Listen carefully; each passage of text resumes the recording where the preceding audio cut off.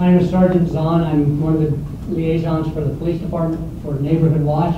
Lieutenant Allen is the other liaison, and Major Grimshaw is in charge of the program for the police department. We do have two people in attendance with us, Tammy King, who's back here by the door, and then Tom Fitzgibbons. Raise your hand, stand up, Tom. He works with us along with Tammy. They have their own Neighborhood Watch programs, and they work with us in helping us to educate the community when somebody has a question about what Neighborhood Watch does or starting a Neighborhood Watch program. They will go out and meet with these people and tell them what the program's about. And then at some point, the police department, a representative from the police department will meet with them and will help them get organized and getting their program started. I guess it was a couple weeks ago, Tammy approached us and said she'd like to have a citywide meeting and invite anybody that was interested in Neighborhood Watch to come in and learn a little bit about how a Neighborhood Watch program can improve your community. So St. Patrick's Day, no better day than St. Patrick's Day, so today's the day we chose. So what we're going to do today is, the first thing we're going to do is we're going to go through a PowerPoint, neighborhood and personal safety. This is just kind of going to give you an outline of what you can do as an individual to help protect yourself and the people that live in your neighborhood. So can everybody see this? Okay? No. No? I apologize. Can everybody hear me? Yes. Okay, great. So anyway, these are going to be the topics of discussion: observation and reporting suspicious activity. I'm going to give you some personal safety tips as well as home safety tips. Observation and reporting suspicious activity. This is one of the best things that you can do as an individual to protect your community, yourself, and your property. And this is something that Neighborhood Watch is familiar with. Anybody that is affiliated with Neighborhood Watch, these are the tactics that they employ to help the police department to help deter crime, or when crime is committed, help us catch the perpetrators. The first thing, and very, very important, is knowing your neighborhood. Neighborhood Watch is designed so that it's smaller areas within the community of neighbors watching things that go on in their community and reporting it to the police department when they feel that there's suspicious activity or criminal activity afoot, whatever. That is Neighborhood Watch's responsibility, to be the eyes and ears for the police department, because there's a lot more eyes and ears in the community than there is just throughout the police department. So knowing your neighborhood is very important. What is your neighbor's habits? When are they usually gone from work? If you see somebody prowling around their house during the hours that they work, that might be a reason you call the police department. Knowing the vehicles that usually come into your neighborhood. A lot of times people will see vehicles in their neighborhood that don't belong. You just kind of get that feeling. This vehicle doesn't belong here. There may be something up. That may be a reason to call us. We prefer that you observe this person secretly, meaning that you're not detected. You're watching them from a distance. They don't necessarily know that you're watching them. You might call us and let us know the play-by-play as it's going on as the officers are responding, so they can give that information to the officers via the radio, and the officers can be prepared for whatever they're coming into. You might consider observing from your house, your car, or if you happen to be outside or you see a car drive by and you want to kind of keep an eye on it, you might consider going out on foot. We at no time condone or advocate somebody approaching, a person from Neighborhood Watch approaching the individual. That can be very dangerous for yourself. And I know people here in town that use binoculars to write down license plates of suspicious vehicles, and then they call us and they give us the license plate, and we in turn check on that. Here's some examples of suspicious activity. You have a person or a vehicle staying in the same location for a long or unusual period of time. We get a lot of these calls. Somebody will call us and say, hey, there's been a vehicle just down the block from me. It's been running for 30 minutes. There's two people inside and they're not doing anything. They're just sitting there. So they'll call us and we'll send a car out to check on it. A vehicle frequently driving around the block or within a specific area, we refer to that sometimes as casing the neighborhood or whatever. They're driving around with purpose, looking for somewhere to break in. Things that they're looking for is homes that may not be occupied, or homes where the occupant is at work or on vacation. They will detect this by looking at the mailbox to see if there's an overflow of mail, looking at the front door, see if several newspapers are piled up in front of the door. So that's one thing that criminals do when they're looking for a place to break in. Examples of suspicious activities: people carrying, concealing, or attempting to conceal something suspicious. They may just have broken into a house.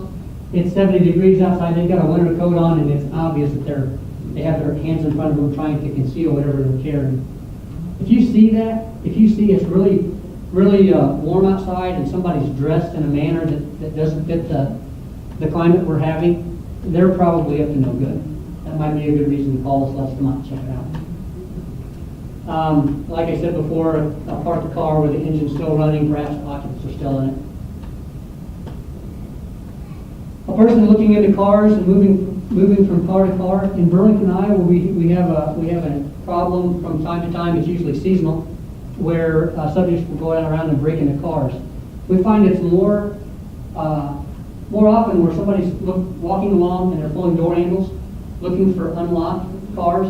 They would rather break into an unlocked car, steal your change or whatever it is that you have, any items of value, and leave, rather than actually break the window, make any noise, and alert the neighbors who may call us.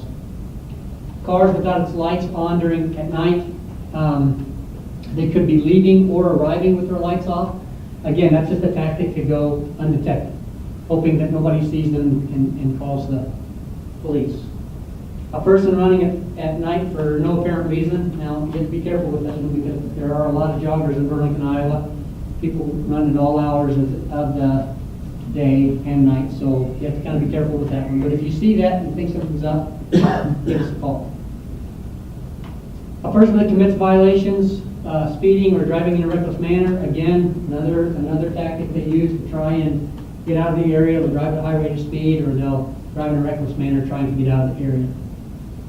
Or a person who is selling, conducting business out of his car, van, truck, or other vehicle. In Burlington, Iowa, in order to do that, in order to go door to door, or door to door to sell whatever it might be, you have to get a peddler's license. The only exception to that is if you're doing it for religious reasons or nonprofit, like a house or something like that. But we occasionally get complaints about companies that come into town, or the one we get every year is a person going door to door selling steaks. I don't know if you've ever had them come to your door. They drive a pickup, they have a freezer in the back of their pickup, and they go door to door and selling steaks or meat.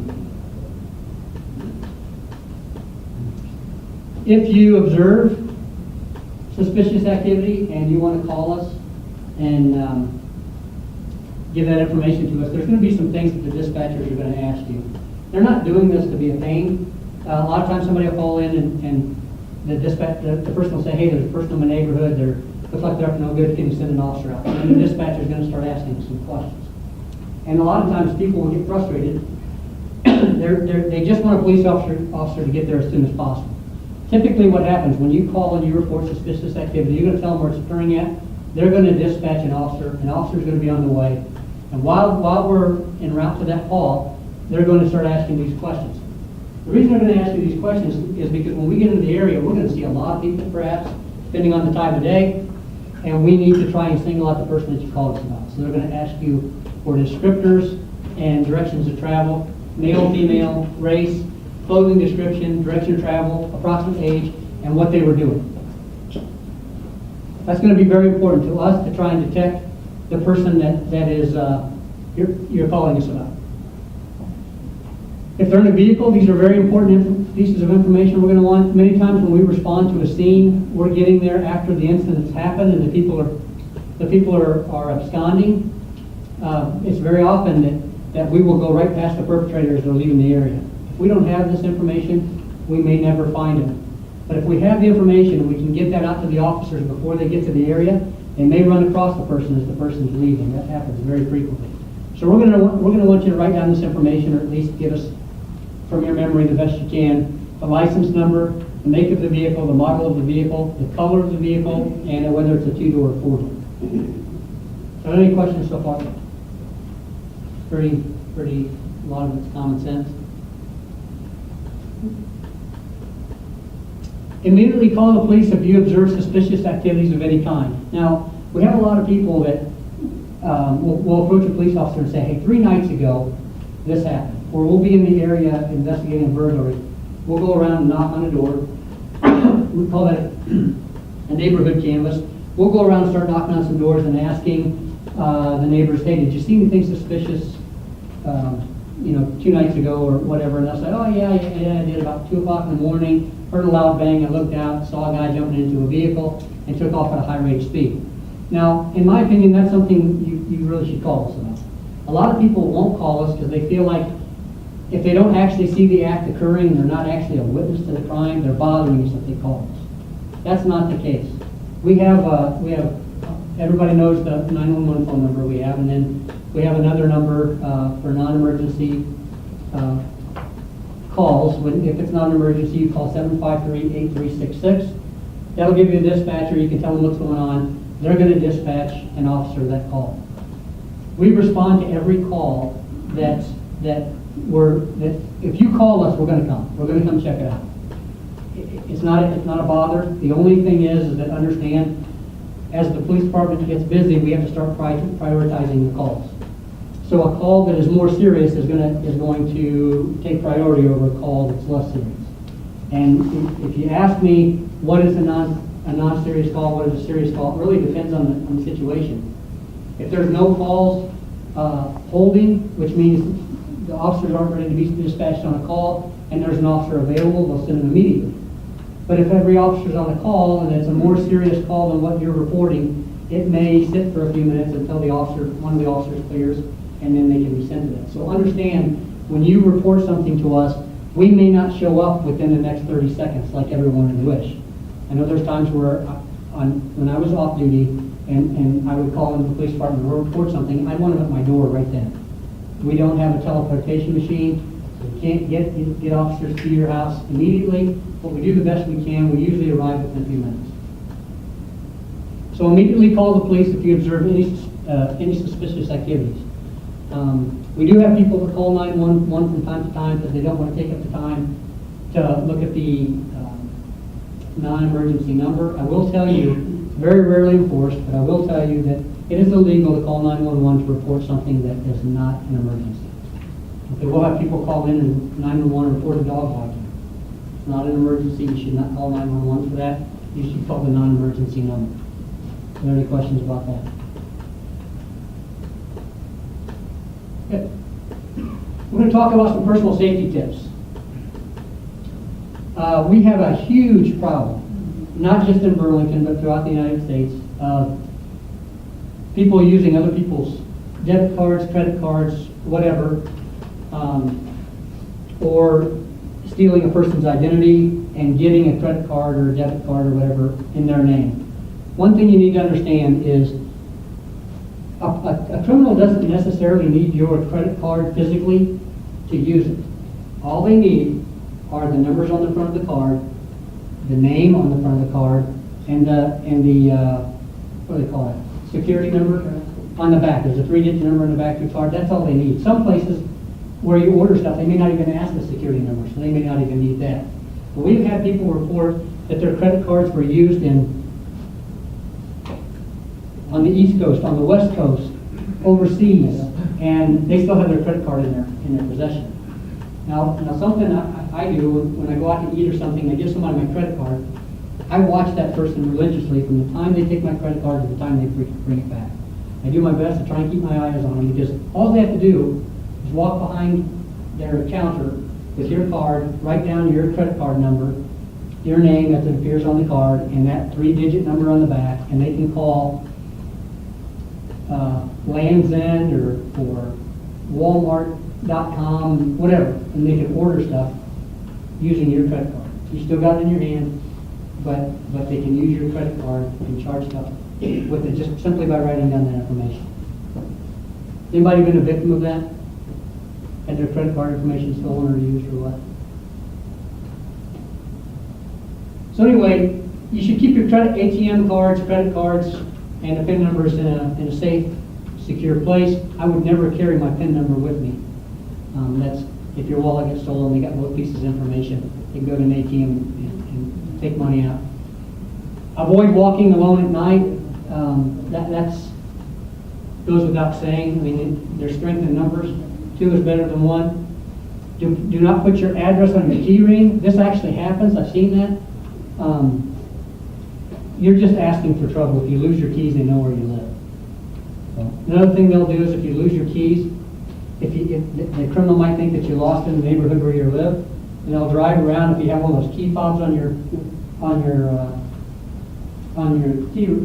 key ring, they'll drive around looking for that. I had a burglary that occurred once. This has been several years ago. The person had a small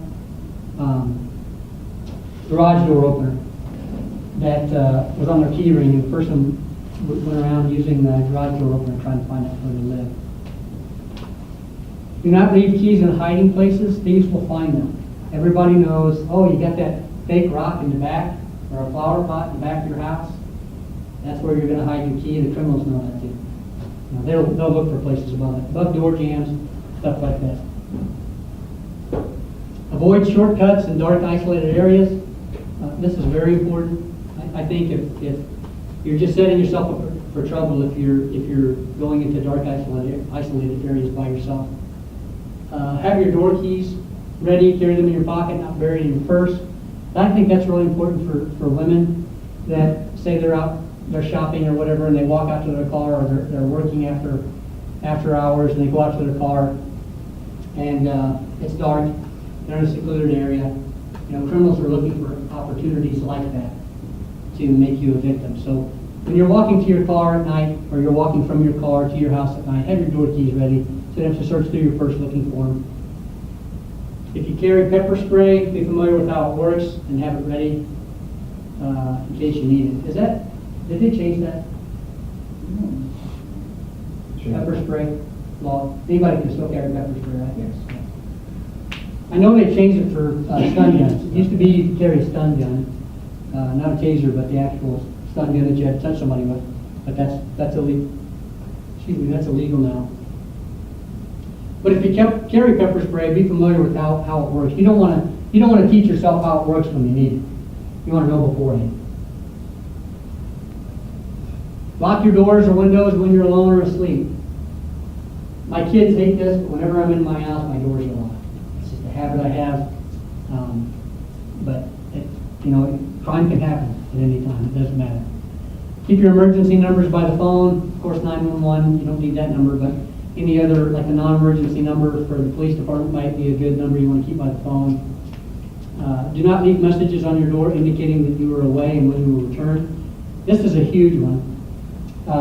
Criminals will surf Facebook and stuff, and they'll look for people that are on vacation. People are posting their vacation pictures or saying, hey, I'm headed to Mexico or whatever. They'll search some social media to try and find out who's on vacation or whatever. Don't be surprised if you ever put on Facebook or social media or something saying that you're going on vacation, or you start posting vacation pictures. Don't be surprised if you come home and you find your house is burglarized. You don't want to let anybody know that you're on vacation other than the people you trust. Do not let strangers enter your residence. We have this happen from time to time. Somebody will knock on the door and say, hey, my car broke down. Can I borrow your phone? Can I come in and use your phone? They'll let them in. Or can I use the bathroom? And we had one where a lady knocked on the door, asked the homeowner if they could use the bathroom. They let them in, and it was that night when they went to take their medication, they realized the medication that was in the medicine cabinet is no longer in the medicine cabinet. But a lot of times, if you let a stranger in your residence, you don't know what they're doing. They could be casing your residence to find out what it is you have to steal. Then they'll come back when you're not home, break in and steal your belongings. If you discover a burglar breaking in or already in the home, leave immediately or call 911. If you come home and find out your house is burglarized, it's probably best that you don't go in and find out what you're missing until the police have come and cleared your residence, because the bad guy could still be in there. So if you come home and your house has been broken into, if you have a cell phone with you, call us, wait outside till we get there, or go to the neighbor's house and call us, and wait for us to get there. We'll go inside your home and make sure that a burglar's not in there. Then you can go through it and find out if anything's missing, let us know, and we'll take that report. Do not place valuables where they can be seen from the windows. Again, if they're driving by and you see you have something very nice, a big screen television hanging on the wall, or whatever, that might be something when they come back. All the doors in your home leading to the outside should have deadbolt locks and 1-inch throws. Everybody know what that is? A deadbolt lock. It's not your typical lock that's in the door handle. It's another lock, usually above, that you turn the knob and it places a metal rod into the door. It should have at least a 1-inch long throw that goes into the door, and you should check, if you haven't already, check and make sure that you put longer screws in that door strike plate and come with it. You want a longer screw so it buries into the framing of the door. That's a lot more secure than the screws that usually comes with it. When away at night, leave a light on. One of the best things I think you can do as a homeowner is have a motion sensor light. Okay, bad guys are looking for concealment. They use the darkest concealment. If you don't have a light on in your home or whatever, if somebody walks by it, they can't be detected by your neighbors. If they walk by your house and you have a motion sensor, that light's going to come on. A lot of times that will startle a burglar or a prowler, and they won't stick around and take off running. So I think one of the best things you can do to protect your properties is having a motion sensor light. Never leave a message on your answer machine indicating that you are not home. Has everybody seen that commercial for the company that's selling the doorbell ringer that is a camera that hooks up to your phone? So if somebody rings the doorbell, there's a camera that's activated so you can see the person, and it's linked to your smartphone so you can look at the smartphone and see who the person is. And it doesn't matter where you are. You could be in Tupelo, Mississippi. Somebody rings your doorbell. You're going to get a signal on your phone. You look at it, and you can see the person at your house. It's all done by Wi-Fi. I understand it's pretty inexpensive, considering, but that's one of the things that you could do as well to protect yourself. And in the commercial, the lady's not at home, she's out at lunch or something with her girlfriends. The doorbell rings, it's a bad guy. He says, hey, I'm here, I'm giving free estimates on tree trimming. And she says, I'm sorry, but I'm giving my children a bath. But she doesn't say she's not at home, because if she said she wasn't at home, what's going to happen? The guy's going to break into her home, right? So she says she's busy giving the kids a bath and can't come to the door. So he thinks that she's there, even though she's out with her friends. Use as much outdoor lighting as possible, especially in areas that may conceal a burglar's activity. I already went through the motion detecting lights. And take a critical look at your home every 6 months to see if it's secure. Go around, make sure all the windows are secure, and so forth. That's the end of our slideshow. It's not the end of our time here. We're going to answer any questions that anybody has that we can, but that's the end of our slideshow. So at this time, Lieutenant Allen, why don't you come up? I'm not going to be the only question answer here, but go ahead. If you have questions, now's the time.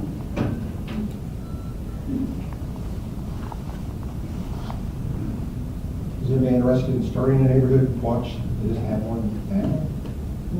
You are? Okay. We'll get your name before you leave. I don't know that actually. And we'll have Tammy get with you. She's started, how many of you started up now?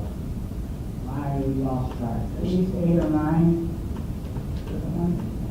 Now I'm Burlington. You know, Tammy's organization is very unique in that they actually patrol their neighborhood. You can see the shirt she's wearing. They all have shirts like that. You can see by her shirt she lives on Newton Terrace, and she's very active. They go out and they'll walk their neighborhood, talk to their neighbors. They know, she knows who their neighbors are, and she'll go out with another individual and they'll patrol the neighborhood. If they see something that's not right, they give us a call, and we send a car there to check it out. Can you kind of tell them too about how big your neighborhood is, your neighborhood watch program? It's usually 3 or 4 blocks is the biggest we want to have them, because you getting bigger than that, you're not going to know the people. If it's 4 or 5 blocks, you're going to know everything around there.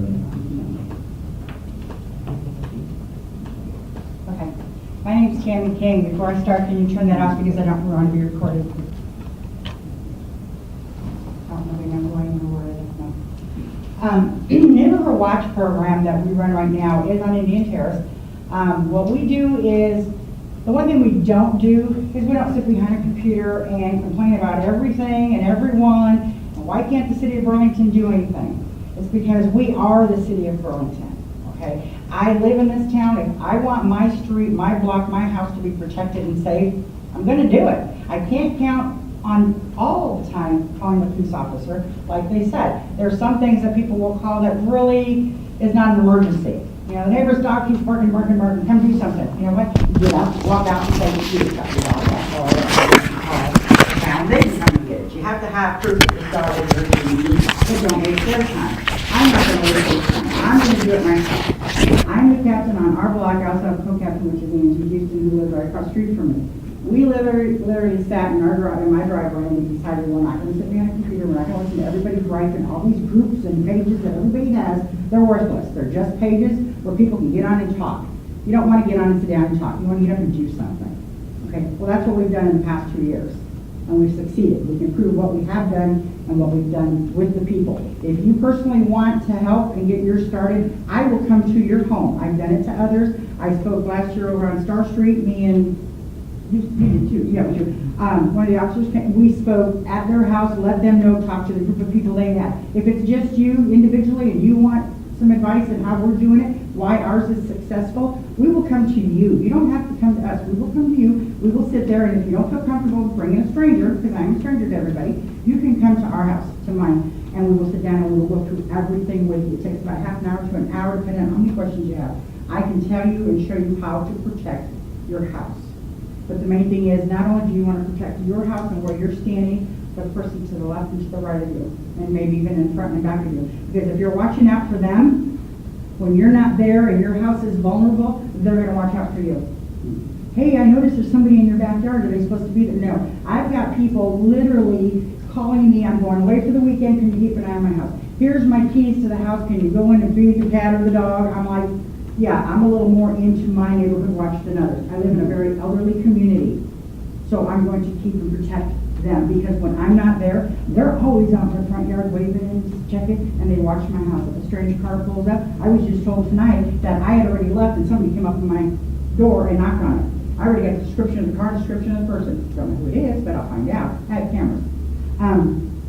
But that's what you want. You want somebody that you can work with, a neighbor, to help protect them. They will help protect you. It's not hard to get one started. There's no footwork. There's nothing to do unless you want to apply yourself. We're not going to sit behind and see who's got what going on the computer. This guy's over here breaking in here. Here's another break-in. You don't have to sit there and do that. You can prevent those from happening. Believe it or not, you can. No matter what age you are, what color, what race, male, female, anything, you can protect yourself along with your neighbor. It's not that hard to do. And I do, before I forget, I wanted to thank these for coming. I had this question thrown at me last week. Over 50-some people said, we want something done now. We need to change Burlington. So what did I do? Immediately, didn't respond, called the officers, got a hold of them, said, let's set up a meeting, see if we can bring these people in. They want some answers. They want some help. Look who came. I'm probably happy you don't even have Facebook, but yet you're here, and I appreciate that. The ones that were crying wolf, one of these days they're going to cry wolf, we need help, and it's like, I'll tell you, we've had 2 of these meetings already, and nobody is showing up. Yes. We're planning on having a neighborhood meeting in a vacant garage. They have a duplex and then matters are gone. We told them that permission to use their side of the garage just to have a short neighborhood meeting right in our alley. So Where do you live? whatever. South Seventh. South South Side. Seventh. We'll talk to you later. Okay. We have to do it soon. This meeting. Okay, yeah, no, anytime. You just, like I said, I will fit my schedule in, and if I can't, my partner will, we will go over there, we will talk to you, we'll bring you the literature that you need. And also, I've gone through several houses on our block and told them, this is easy access. This window's always open, and I can even open it with my hand. I don't need screwdrivers or whatever. So we actually go to houses and we help them to let them know you can also do this. The main thing that everybody needs to do is open your ears and open your eyes. You could lay in bed with all your doors open, all your windows open, and your car sitting there with all your trinkets and stuff in it, and don't worry about being broken. As long as your ears and your eyes are working, That's all you need. Pay attention to what you see, report it immediately. Write it down. Take notes. You see the same car pulling up next door 6, 7 times every other day about the same hour, write that number down, call the police and let them know, hey, something suspicious going on. There's a constant, we've closed a couple drug houses because of that. All you gotta do is let us know, keep track, write it down, just keep your eyes and your ears open, that's all. That's the best thing you can do. You know, we do have a lot of drug activity where people are arrested because of neighbors that call in about the homes. You know, they'll call in and say, hey, they're getting visitors, they're there a very short period of time, all hours of the day, and we will start an investigation. A lot of times it'll lead to an arrest. But the whole premise behind Neighborhood Watch is neighbors looking out for other neighbors. And when they see something, they call the police. You know, you remember the show Bewitched? They had the next door neighbor, Gladys Kravitz. You remember that? She was the lady, they hated her, she was always in their business, looking out her window and spying on them is what they thought. But that's the kind of neighbor I want. I want a Gladys Kravitz that knows what's going on in the neighborhood, that can call the police and report when they see something that just doesn't look right. That's how we're going to combat this problem. That's how we're going to solve more and more crimes in Burlington, is with the help of the community. People calling us and saying, it may be something minor, but let us decide whether or not it's going to help us. Call us, give us the information, let us look into it. That's how we're going to solve crime. Many times, a lot of the things that we investigate, we'll find out that somebody had a piece of information that really would help us, but we find out days after the incident happened. So, like I said, if you see something, call us, let us come out and determine whether or not it's of any value. And if you feel uncomfortable, you're scared, you don't want to go out of your house, you don't want to see if something's going on, call your neighbor. I have every neighbor's phone number. Some numbers I don't care to have, but I have their phone numbers, their family's numbers, I have their addresses, I know if they own or rent their house. I know almost everything there is to know if something happened to them and they were attacked, whatever. I can call the police, say, this is their name, this is the address, this is who they are, I know their routine, like the 94-year-old old gentleman across the street. I can tell you every day from a certain time to a certain time, except on Sunday, he goes to the beach and has a little drink. Still driving. We don't know how he does it, but he's still driving. If for some reason he's missing and he doesn't come back, we know where he's at right now. He's still in the hospital, by the way. He was just taken by ambulance to the hospital. As soon as we saw the ambulance, we're out there. We observe. If you see something, report it or keep note, take note, because it might not mean nothing right now. You see a couple guys walking down the street, they're just out walking. A little while later, you find out there's either a murder, a robbery, something happened. It's like, whoa, I could have sworn I saw those 2 guys walking. Write it down, take notes. Find somebody that can help you to take notes if you can't do them yourself. Hey, watch this guy, he's coming around the corner. Keep an eye out, see what, get a description of them. That's how we solve all this stuff, is by getting descriptions, not by just saying, well, I heard something, but I wasn't sure. Peek out the window. Look, call your neighbor. Tell them, hey, look out the window. Can you see anybody out there? That's all you got to do. And when you call us, you don't have to identify yourself. Mm-mm. You don't have to tell them who it is calling. You can ask to remain anonymous. But I will tell you this, it really helps us if you can tell us who you are. And the reason behind that is, the dispatcher is going to ask you a few questions, like I said before. The officer is going to respond. But the dispatcher don't always ask the questions, all of the questions that we'd like to have, that the police officers would like to have answered. So it's always nice if we can meet with that complainant to give whatever information, they can answer any questions that we might have. Now, we don't have to necessarily use your name in a police report, but sometimes it really helps us to be able to ask the person that was calling a few questions. So it's up to you whether or not you want to be identified or not.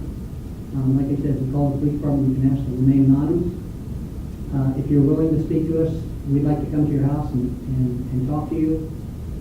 And you can ask the officer, hey, I'd rather not have my name put out there, and they'll do the best they can to keep that from happening. The most important thing is to alert us to the incident. Let us know what was going on. Let us come into the area and find out if something was happening. Is there any other questions? Yeah, a couple of weeks ago, you guys had investigated it. At 20 after 10 on a Saturday night, I heard gunshots. I'm very familiar with gunshot sound. Is that Call 911? Oh, yeah. It's better, call the John emergency. No, call 911. Okay, because that's happened at least twice Yeah, that I can think of. that's an emergency, somebody could have been shot. Okay. But again, something like that though, you know, if you can see where it came from, you know, which direction did the shots come from, how many were there, you know. Okay. Were there cars leaving the neighborhood? Yeah, You know, you're screaming or yelling or. one of the things, We have about 4 blocks where they found that young man 2 weeks ago. Okay. After they did, well, actually a couple of weeks ago, 16-year-old boy. We have just about one door from Locust Street on South 7th, and he was found on South Yeah. 4th mile, and, 4th and 1. No. So it wasn't very far away. Right.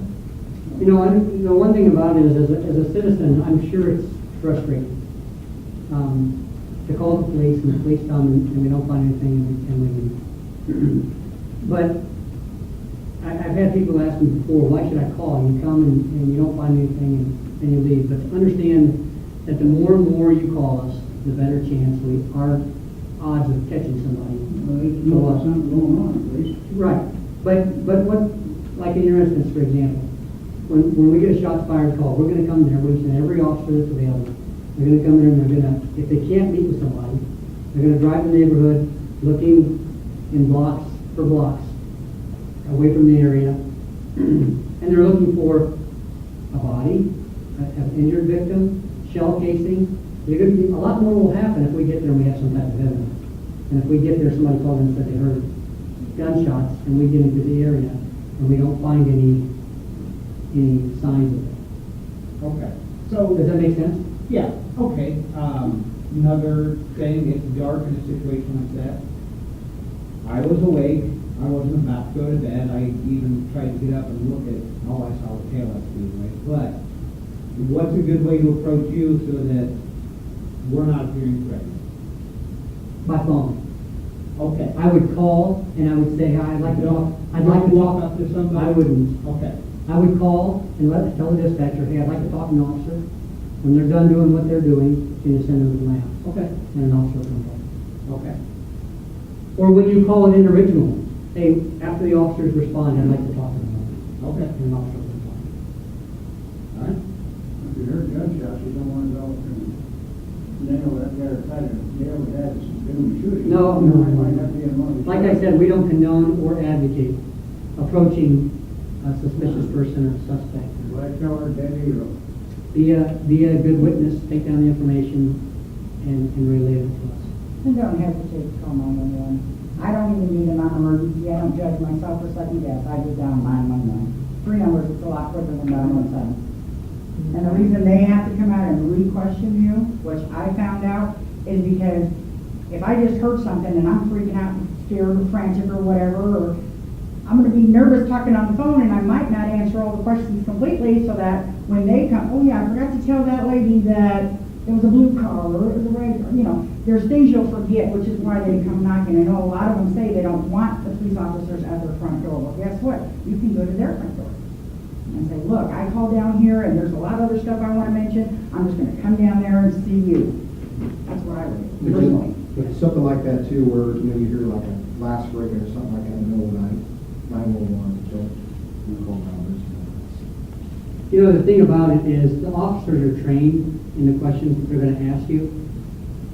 So they're going to ask you questions that you may not even think about telling the dispatcher. So when they come out and they start asking you questions, it may spur a memory that you had, but had forgot to tell the dispatcher. So, in my opinion, it's always best to speak to an officer so they can ask those questions of you and hopefully get some information out of you that you didn't realize might be important. And another thing, they're not Jimmy Johns. Okay, if you call and they're not there in 5 minutes, guess what? There's 30,000 people in this town and there's only, 40 officers, and they're not all on duty at the same time. And some of them might actually be tending to a crime or taking care of something. I hear a lot of people complain, well, it took them forever to get here. But then when they get there, they still complain. So it's like, they're only human, just like we are. But if you call in a shots fired call, somebody's going to be there very quick. If you call in a barking dog, no, it may take us a little bit. Unless they happen to be in your area. I have them come through mine every once in a while. Anybody else? There's some pamphlets in the back there if you want to take whatever you want back there. If you leave here, you might write our names down, Lieutenant Allen, Sergeant Zahn. If you leave here and you get home and you're like, God, I wish I would have asked him that question. Call that 753-8366 and ask for one of us and we'll be happy to answer. I just had couple things I wanted to mention. Sure, please. Because Tammy's a really tough act to follow. As you know, she's wonderfully gung-ho about neighborhood watch, and I actually started the one in our neighborhood over 30 years ago, somewhere between 30 and maybe 35 years. But something that I think, and boy, you covered about everything I've written down here over the last few meetings we've had. But one of the things that I think is great about when you start a neighborhood watch program is that you will subconsciously grow in awareness to what's going on in your neighborhood. I mean, it's just going to happen because all of a sudden, you may think, gee, I never noticed this before, but hey, this isn't quite right. When there is something where you call in, the police department have just been wonderful over all these years in support. And I had a quote from a police officer a long time ago. He said that they would rather have several false alarms than one crime committed. So, you don't have to think, oh, gee, should I call or not? I mean, what if it's a false alarm? Is it going to be mad? Is it busy? It's not going to happen that way. Let's see. Oh, getting to know your neighbors is such a great thing to do because you don't necessarily have to form a friendship. But if you have a mutual interest in fighting crime, I mean, that's what's important. I think the only other thing I put, Midwest people are known to be very trusting souls, and you mentioned about, letting people into your house, for God's sakes, and you just can't be too trusting. You shouldn't be trusting anyone that you don't know well. And like I said, sometimes folks just go, I kind of trust everybody. You can't do that. And the other thing relates to common sense that you mentioned also, and that's so important. The National Neighborhood Watch, of course, keeps all these stats, and they actually say that only 1 in 4 home burglaries involves forced entry. So, I mean, if you can imagine that, 3 out of 4, hey, it's unlocked. This is easy. So, again, common sense is just such a big factor. And so anyway, otherwise, I think that's a good PowerPoint also. Thank you. It really covers things well. One last thing I'd like to say, and then we'll break. But a lot of homes are protected by, and businesses are protected by burglar alarms. Okay, burglar alarm, window breaks, alarm goes off, right? The police respond. A lot of times, when a burglar alarm goes off, if the person's really going to burglarize it, they'll go there and they'll break the window. And they'll sit back and they'll watch for how long it takes the police to get there. Okay? Then a couple nights later, they may come back and break the window again and watch and see how long it takes the police to get there. That's what we refer to as casing the business, right? They're doing their homework, trying to figure out how long they would have once they break the window to get in. Now, consider this. If you had a neighbor that reported a window breaking in the neighborhood, and within a few minutes, a couple of police officers show up. If a person that broke your window was planning on burglarizing the place and he's doing the same thing, if the window was broken and nobody calls, what's the burglar? He got all the time in the world if he wants, right? Nobody's calling the police, the window is breaking. But if within a few minutes of that window breaking, the police show up and they see that happen, that may be the end of it. They may just break a window. They may not take anything from your house. They may be just casing your house. But if somebody calls and a police officer shows up, they're probably going to get the message that that neighborhood's people are watching. Our neighborhood watches their first school, Mhm. and when I talk to the principal, they're all excited about, hey, that somebody cares in the neighborhood, so I need to get the schools involved to get things. Yep, you're right. You did. Perfect. Thanks for coming. We appreciate it. Any questions you might have after you get home, give us a shout. We'll do our best. Thanks, guys. Thank you. Thank you. How are you? Well, thank you guys for following through on that.